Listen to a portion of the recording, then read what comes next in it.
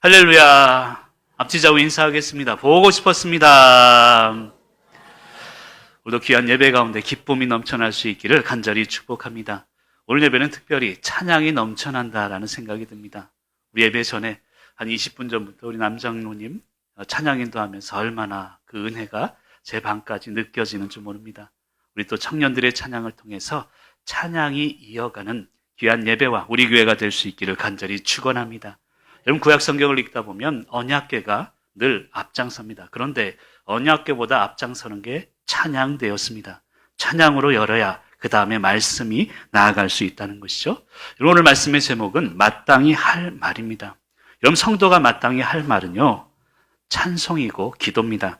시편 66편 17절에 보면 나의 입으로 그에게 부르짖으며, 이건 기도거든요. 나의 혀로 높이 찬송하였도다. 여러분, 우리가 마땅히 할 말은 기도요, 찬송임을 믿으시길 간절히 축원합니다. 오늘 설교의 결론을 먼저 얘기를 해버렸네요. 오늘 말씀을 통해서 세상을 보면서 세상의 말들이 너무 많구나라는 생각이 들어집니다. 특별히 요즘 뉴스를 보면 나란 일 하시는 위대한 분들의 말들이 너무 마땅히 할 말이 아니지 않을까, 그런 생각이 들어서 목사로서 안타까움이 있습니다. 그래서 우리 성도라도 빛과 소금의 역할을 감당하며 마땅히 할 말을 당당하게 외치며 살아가는 저와 여러분이 되시기를 간절히 축원합니다. 여러분, 믿음이란 관계를 의미합니다. 하나님과의 관계죠. 그리고 나 자신과의 관계입니다. 그리고 나아가서는 다른 사람들과의 관계를 의미합니다. 그러니까 관계가 좋다, 이 말은 조금 더 쉽게 설명드리면 사이가 좋다, 이렇게 설명할 수 있습니다. 믿음이란 관계인데 관계가 좋아야 하는데, 그런 의미에서 믿음이란 사이가 좋다, 이것으로 설명할 수 있다는 것입니다. 하나님과의 사이가 좋아야 합니다. 그리고 사람과의 사이가 얼마나 좋은가, 이것을 믿음으로 평가할 수 있는 것입니다. 여러분, 십자가가 그것이죠. 위에서 아래로, 이것은 하나님과 우리 인간과의 사이가 좋다, 이것을 의미합니다. 그리고 가로로 되어 있는 이 가로 십자가는 인간과 인간 사이의 사이가 좋다, 이것을 의미하는 것입니다. 믿음이란 사이 좋음을 의미하는 것입니다. 여러분, 한자로 사이, 간이라는 한자를 쓰죠. 간이 쓰인 그런 단어들이 몇 가지가 있습니다. 시간이라는 것이죠. 여러분, 내게 주신 시간을 어떻게 기쁘게 살아가는가, 이것이 바로 믿음의 척도입니다. 공간이라는 단어가 있습니다. 이것도 마찬가지죠. 내게 주신 상황을 어떻게 가치 있게 살아가는가, 이것 또한 믿음의 척도가 됩니다. 그리고 가장 중요한 것은 인간이라는 단어 속에 있습니다. 사람과 사람 사이, 그게 인간이라는 뜻입니다. 나 혼자를 인간이라고 하지 않습니다. 사람과 사람 사이에 그 사이를 인간이란 단어 가운데 뜻이 있는 것입니다. 다시 말씀드리면 내게 주신 사람을 어떻게 귀하게 여기며 살아가는가, 그것이 믿음의 척도가 될 수 있다는 것입니다. 지난 한 주간을 보내면서 기사가 뜬 것이 있어서 그 기사를 클릭을 해서 이제 유의 있게 보았습니다. 그 기사의 제목이 뭔가 하면 죄 짓고 군대 안 갈래요. 그게 기사의 제목입니다. 이게 무슨 말인가 해서 제가 봤더니요, 여러분, 징역 1년 6개월 이상을 받으면 군인 면제가 된대요. 그래서 요즘 청년들 중에 딱 1년 6개월만 징역을 받을 수 있는 죄를 짓는데요. 변호사를 찾아가서 딱 1년 6개월만 죄를 짓게 해주세요. 그런데 이 변호사님들이 하시는 그 방법들 중에 가장 쉬운 게 마약 투약이라고 합니다. 딱 요만큼만 마약을 투약하면 더도 말고 덜도 말고 1년 6개월 받을 테니 면제될 거야. 저는 그 기사를 읽으면서 이렇게 살아갈 수 있을까? 아니, 저렇게 살고 싶을까? 그런 생각이 들었습니다. 그 기사를 접하고 새벽 예배 때 기도하면서 그런 기도가 나왔어요. 저도 부족하지만 하나님, 나의 삶이 누군가에게는 기도의 응답이 되게 해주십시오. 여러분, 여러분이 그런 삶을 살아야 합니다. 부모로서 자녀들에게 여러분들의 삶이 기도 응답이 되어야 합니다. 그리고 속초교회 성도로서 세상을 살아가며 여러분을 보면서 여러분 자신의 삶이 기도의 응답이 되어야 될 줄로 믿습니다. 여러분, 우리가 기도해야 하는 이유 중에 하나는요, 인간은 자신 있는 부분에서 실수하기 때문입니다. 꼭 그렇다니까요. 내가 잘하겠다라고 생각한 부분에서 꼭 실수합니다. 그래서 인간은 교만하게 되고 그렇지 않게 되기 위해서 기도해야 된다는 것입니다. 여러분, 골로새서는요, 옥중서신으로 알려져 있습니다. 감옥에 있으면서도 바울은 기도하는 사람이었고 자신 있는 부분에서 실수하지 않기 위해서 감옥에 있지만 나보다 남을 먼저 돌아보는 바울이었습니다. 미성숙한 바울이었지만 그리스도인들을 박해하는 바울이었지만 예수님을 만나고 성숙해졌습니다. 거기서 끝나지 않습니다. 거룩한 삶을 살게 되었습니다. 미성숙이 성숙이 되었고 성숙은 거룩한 삶으로 이어졌다는 의미입니다. 이런 미성숙한 삶은요, 한마디로 늘 내가 중심인 삶을 의미합니다. 그리고 이 성숙해지죠? 그러면 이제는 바뀝니다. 늘 상대방이 중심이 되는 삶, 그게 성숙한 삶입니다. 그러나 여기서 그쳐서는 안 됩니다. 우리 믿는 성도는 거룩한 삶을 살아야 합니다.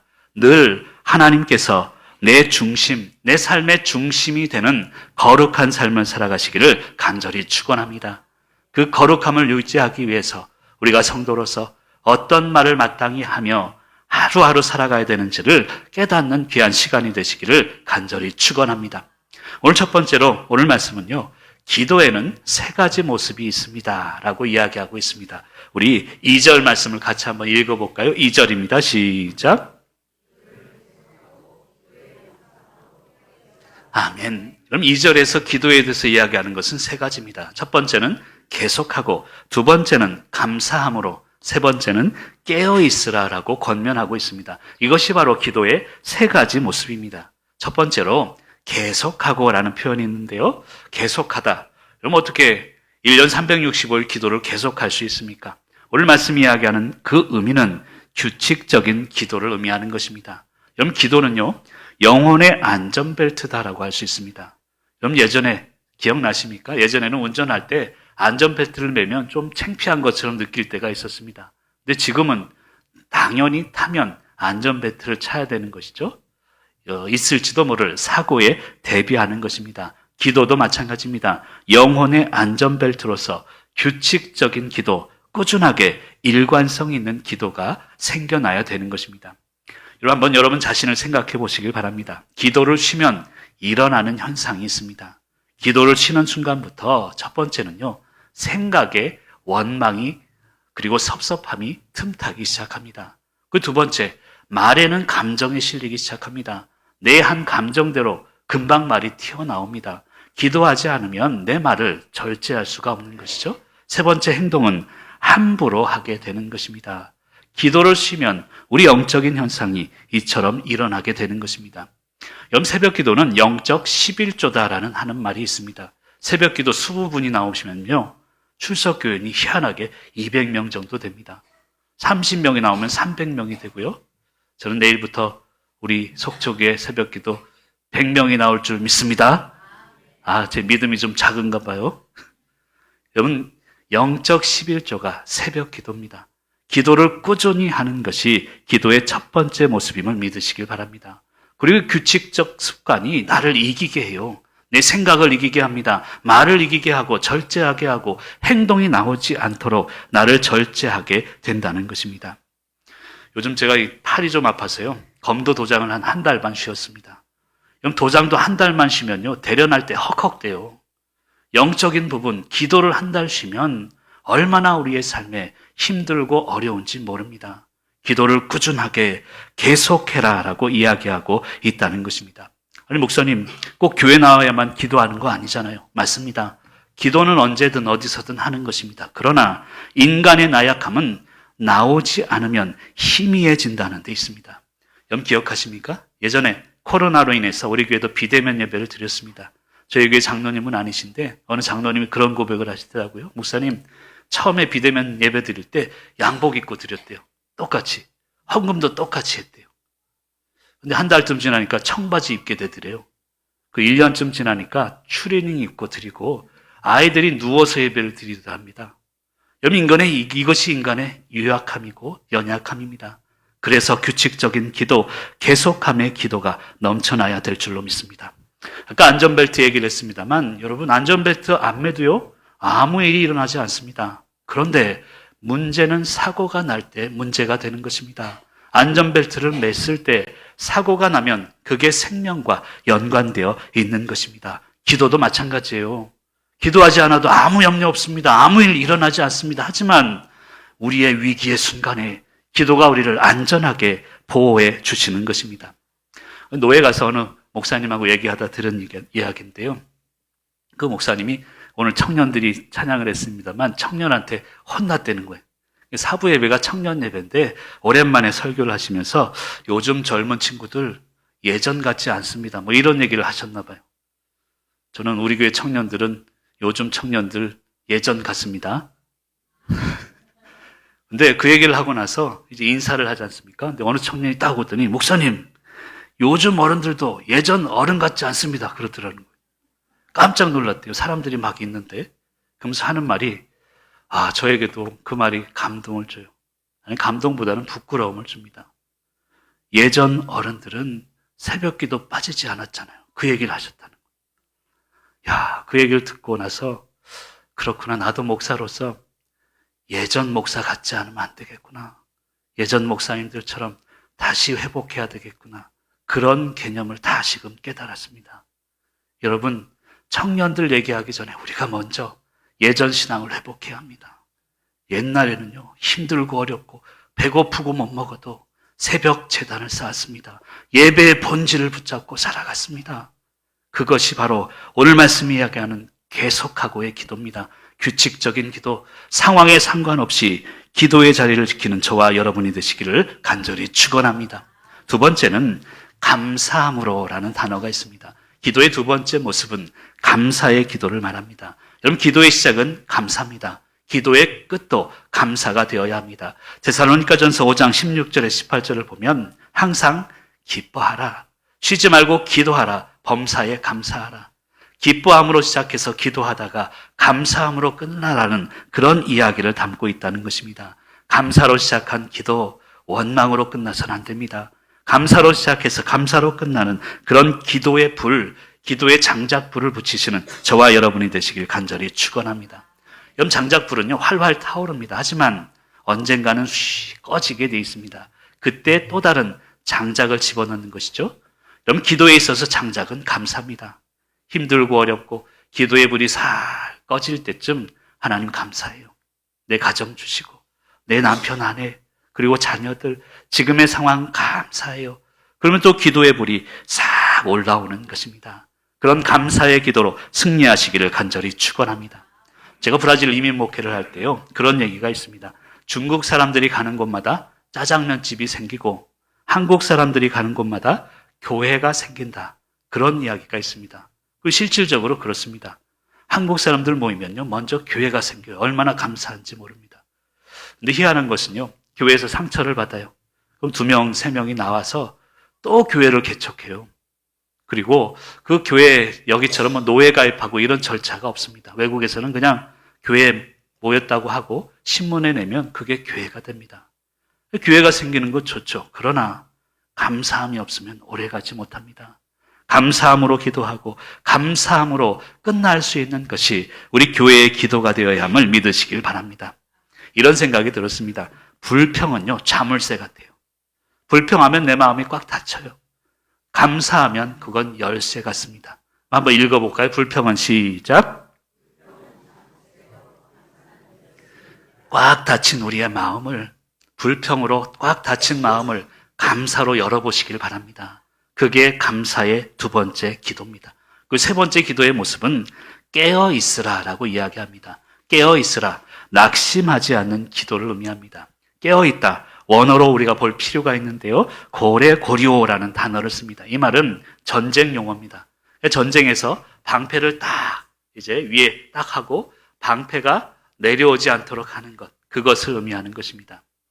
그럼 저를 우습게 보면 안 되는데요, 제가 예전에 권투, 복싱을 좀 배웠습니다. 근데 복싱 처음 배울 때 그 선생님이 그러더라고요. 방어할 때는 몸을 숙이라는 거예요. 몸을 숙이면 여기도 방어되지만 이 배, 복부 부분을 방어할 수 있다는 거예요. 방어할 때는 몸을 숙이고 공격할 때는 몸을 펴라는 거예요. 저는 그게 우리 영적인 원리가 아닐까 생각합니다. 오늘 이야기하는 깨어있으라는 것은요, 방패 올려 그거예요. 가드 올리라는 것입니다. 근데 복싱 하신 분은 알겠지만 가드가 올라가면요, 복부를 막 공격해요. 가드가 내려오게. 여러분, 그래서는 절대 안 됩니다. 영적인 맷집을 키우시길 바랍니다. 영적인 맷집은 영적 여유로움을 이야기합니다. 누가 뭐라 해도 흔들리지 않습니다. 자그마한 말에 감정이 흔들리지 않습니다. 다 품을 수 있는 그런 영적 맷집, 가드를 내리시는 저와 여러분이 되시기를 간절히 축원합니다. 기도, 이런 기도로 날마다 승리하시는 저와 여러분이 되시기를 간절히 축원합니다. 그 두 번째, 오늘 말씀의 핵심이기도 한데요. 마땅히 할 말을 하라라고 이야기하고 있습니다.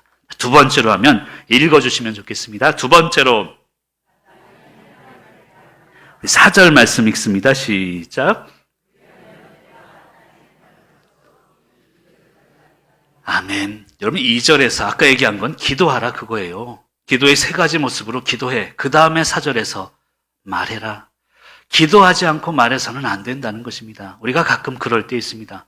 할 말 다 해놓고 그제서야 후회하며 기도의 자리로 나올 때가 있습니다. 그것도 귀한 기도지만 오늘 말씀 이야기하는 것은 기도해, 그리고 할 말해. 이것을 이야기하고 있는 것입니다. 마땅히 할 말이 있다면 기도 먼저 할 것을 오늘 말씀은 이야기하고 있습니다.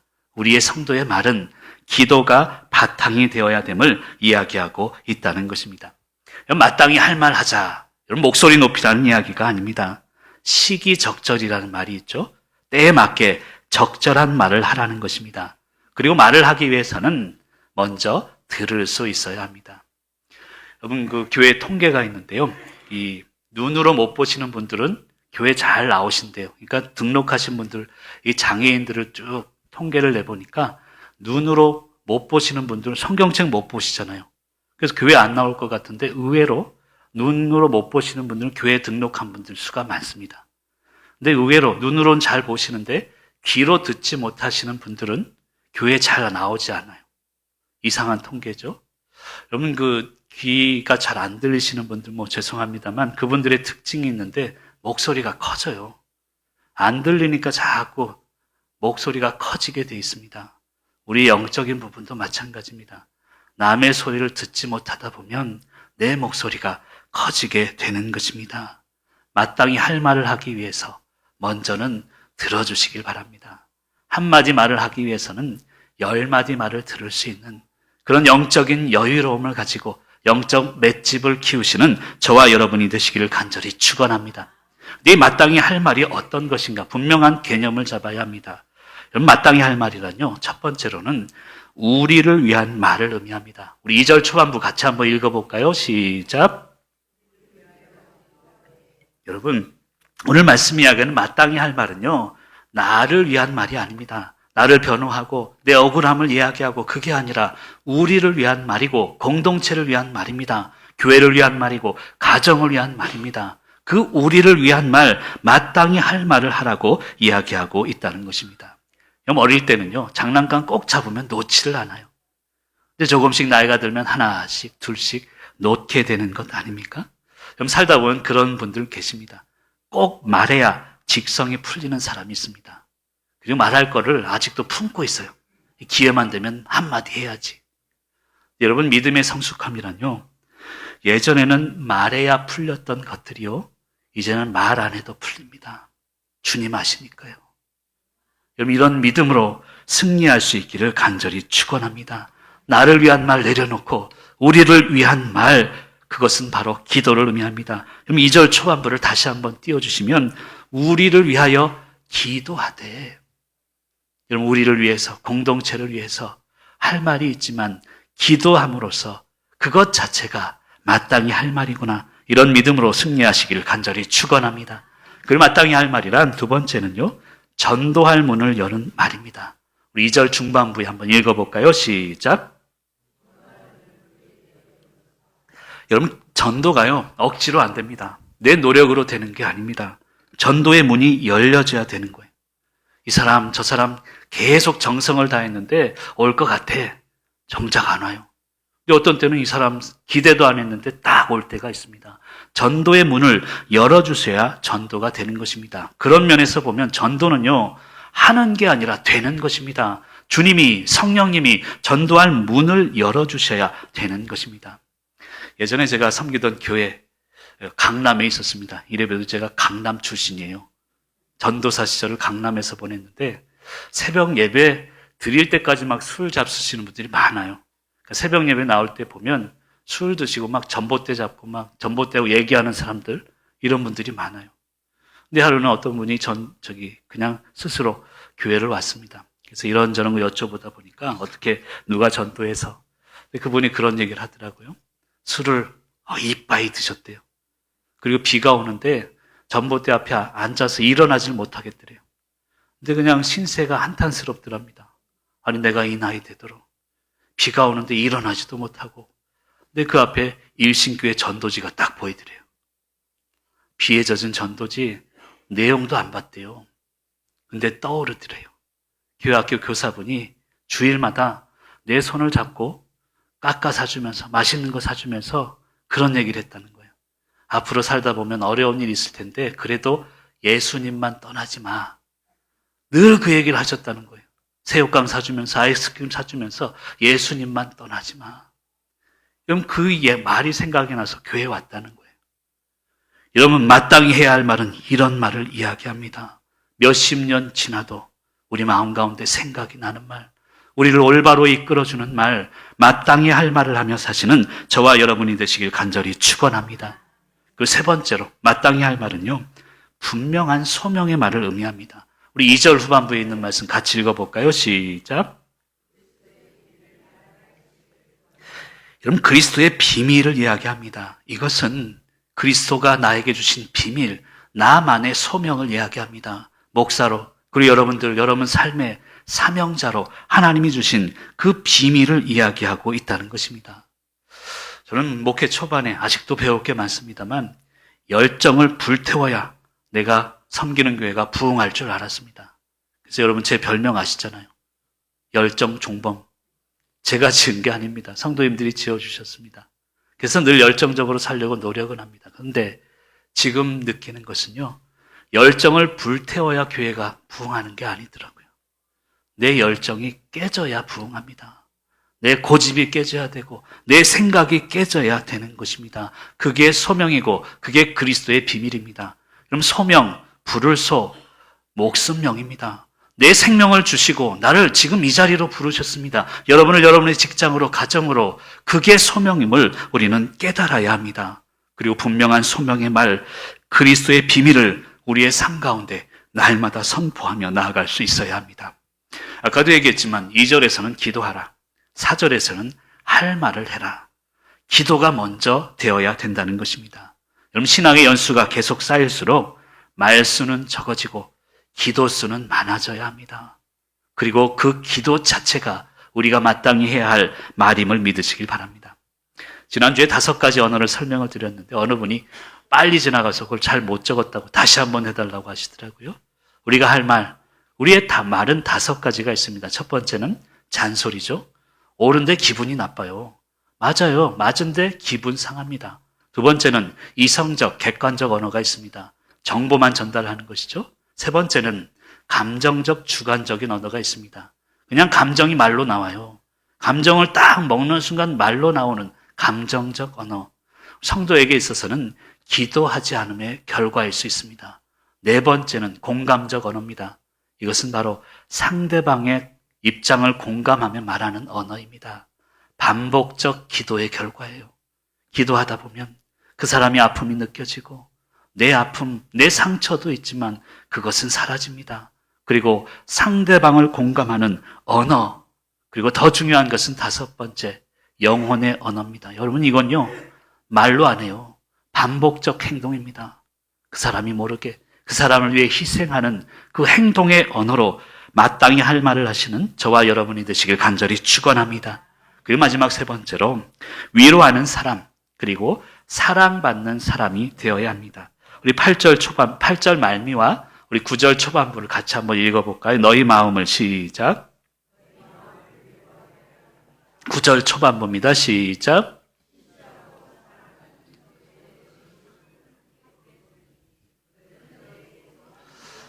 아멘. 그럼 8절 후반부에는 위로하게, 우리가 이야기하는 8절은 두기고를 의미하는 그런 구절입니다. 두기고는요, 위로하는 사람입니다.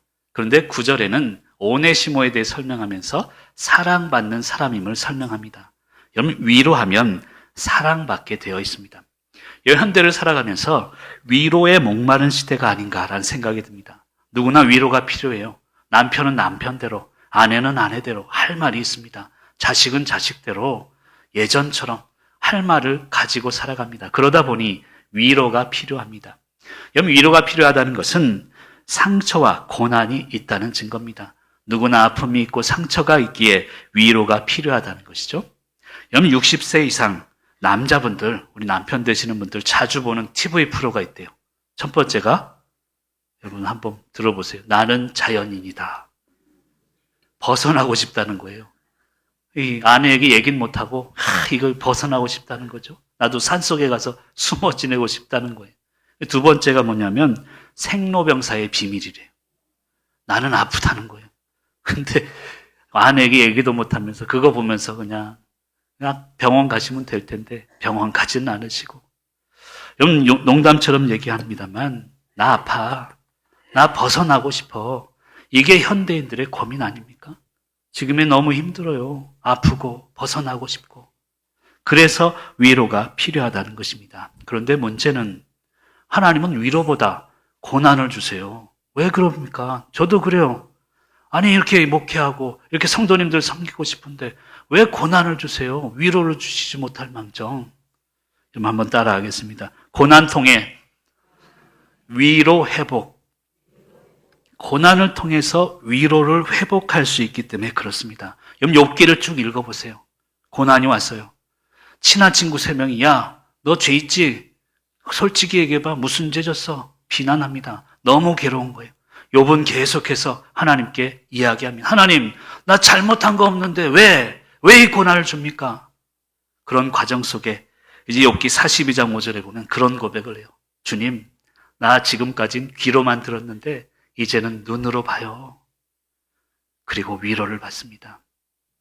여러분, 고난이 주는 유익은 위로의 회복에 있습니다.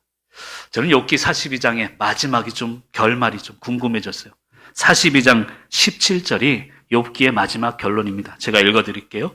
욥이 늙어 나이가 차서 죽었더라. 이 욥의 결론은요, 나이가 차서 늙어서 죽었더라. 그게 결론이에요. 아니 고난을 주셨잖아요. 새 친구에게 비난을 받으면서 그 고난을 참았는데 결국은 늙고 죽었더라. 여러분 이것이 결론이지만 천국의 영원한 생명을 이야기하는 것입니다. 이렇게 살든 저렇게 살든 우리 인간은 결국 천국에서의 평생의 삶을 살게 된다는 뜻입니다. 사랑하는 성도 여러분, 그래서 고난 통해 위로가 회복이 되는 것입니다. 물론 고난이 없으면 좋겠지만 고난이 필요한 이유가 있습니다. 우리 화면을 보면서 한번 읽어볼까요? 고난이 필요한 이유는 시작.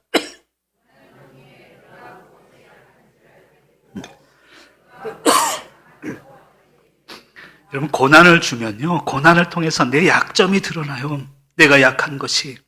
그리고 고난을 통해서 내가 강한 것이 이거구나. 남들에게 내가 나누어 줄 것이 이것이구나를 깨닫게 되는 것입니다. 그래서 고난 앞에서 고난보다 중요한 것은 고난에 대한 태도입니다. 여러분 인간은요, 고난 앞에서 크게 2가지 태도로 분류가 됩니다. 첫 번째는 비난이에요. 비난. 아프니까 잘잘못을 따집니다. 이게 인간의 연약함입니다. 기도하지 않으면 이런 비난에 빠지기 쉽습니다. 근데 2번째는요, 고난 앞에서 위로해요. 얼마나 아플까? 얼마나 눈물을 흘릴까? 이런 위로의 태도가 기도하는 사람들의 태도임을 믿으시길 바랍니다. 그래서 8절에 보면 두기고 위로하는 사람으로 나옵니다. 위로하게 하려 합니다. 9절의 오네시모에 대해서는 사랑받는 사람으로 이야기가 됩니다. 신실하고 사랑을 받는 형제 오네시모. 근데 그것도 중요하지만 마지막에 보면요, 바울은 이런 설명을 해요. 너희에게서 온 사람, 사랑받는 사람, 존귀한 사람. 한번 옆 사람 한번 얼굴을 봐주실래요? 이분이 사랑받는 사람이에요. 옆에 바로 있다고 그 가치를 모르면 안 됩니다. 바울은 오늘 말씀을 통해서 사랑받는 오네시모 있잖아. 너희들에게서 온 사람이야. 너희들 옆에 있을 때는 아무 존재, 가치 없는 존재라고 여겼지. 하지만 너희 옆에 바로 있던 그 오네시모, 사랑받는 존재임을 이야기하고 있습니다. 가까이일수록 존귀히 여겨셔야 합니다. 힘들고 어려워도 때로는 우리에게 걸림돌이 될 수도 있지만 가까이 있는 사람, 너희에게서 온 사람, 그 존귀함을 회복하는 저와 여러분이 되시길 간절히 축원합니다. 이제 말씀을 마무리해야 될 텐데요. 제가 청년 사역을 할 때 고3짜리 예쁘장한 여자아이가 있었습니다. 지금도 전화가 오는데 카톡도 오고요. 지금도 저한테 전도사님 그래요. 야, 내가 목사 안수 받은 지가, 그리고 담임 목사가 지금 12년 차인데요. 막 이래도요. 난 아니야. 전도사 때 만났으니까 전도사님이래요. 그러면서 꼭 반말을 해요. 전도사님 뭐 해? 그래요. 님자만 붙이고 뭐 존귀가 없습니다. 근데 이 아이가 고3 때 굉장히 불량스러웠어요. 교회도 안 나오고 주변에서 계속 이야기를 하는 거예요. 너 그렇게 살다가 그렇게 어떻게 커서 뭐가 될래? 너 변해야 돼. 자꾸 이런 권면을 들었다는 것이죠. 그 말을 들을 때마다 그 말이 맞은데 괜히 반항심이 생기더래요. 근데 한 1년 전쯤 얘기인 것 같아요. 저에게 카톡이 왔는데 전도사님 하면서 뭐 해? 그러더라고요. 나 뭐 한다. 설교 준비한다. 그랬더니 근데 전도사님이 그때 한 말 때문에 자기가 지금 신앙생활 잘하고 있대요. 내가 무슨 말 했지? 생각이 안 나는데 내가 무슨 말 했는데 그랬더니 다른 사람들 다 변해야 돼. 그렇게 살면 안 돼 그랬는데 내가 스쳐 지나가면서 야 가영아 넌 지금 그대로 모습이 제일 예뻐 그랬다는 거예요. 생각도 안 나는데 근데 그 말이 위로가 됐대요. 지금은요 새아이의 엄마가 됐어요.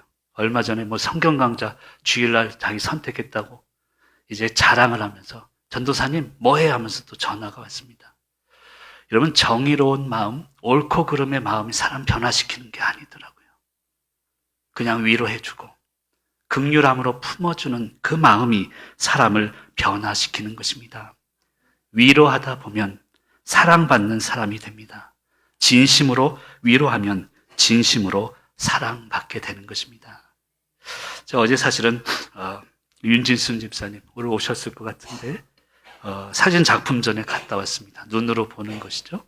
그리고 어제 또 우리 강승희 권사님 또 이제 찬양하는 그 찬양단에 갔다 왔어요. 막 급한 전화가 와서 다 끝까지 읽진 못했습니다만 귀로 듣는 예술이죠. 전 예술 하시는 분들 보면 참 부럽습니다. 근데 저는 미술 하시는 분들을 보면 더 부러워요. 근데 저는 미술 하시는 그 유명한 우리 교수님이 계신데요. 그 교수님 제자들이 있대요. 제자가 그림을 딱 그려서 지나가면서 야, 너 이 그림 그리느라고 고생하고 애썼다. 그 얘기를 했대요. 제자가 뿌듯해가지고 아유, 뭐 별 말씀을요. 더 열심히 하겠습니다. 막 그랬는데 그 미술 그리시는 교수님이 그런 얘기를 하시더래요. 얘야, 누구야? 그런데 그 고생과 아픔이 작품에 드러나면 안 돼. 그 말을 하시더래요. 여러분 지금까지 많이 힘드셨죠? 많이 힘들고 어려웠죠? 우리의 삶도 마찬가지입니다. 우리의 삶 속에 그 고생이 티나면 안 됩니다. 그 고생이 티나지 않고 기쁨으로 오늘 주신 말씀처럼 기도의 모습으로 또한 마땅히 할 말, 우리를 위한 말을 함으로 위로할 때 서로의 고통과 눈물이 기쁨이 될 줄 믿습니다. 내가 힘들었다고 힘든 티 내지 마시고 오히려 기쁨으로 정말 인생의 작품을 만들어 가시는 저와 여러분들이 되시길 간절히 축원합니다.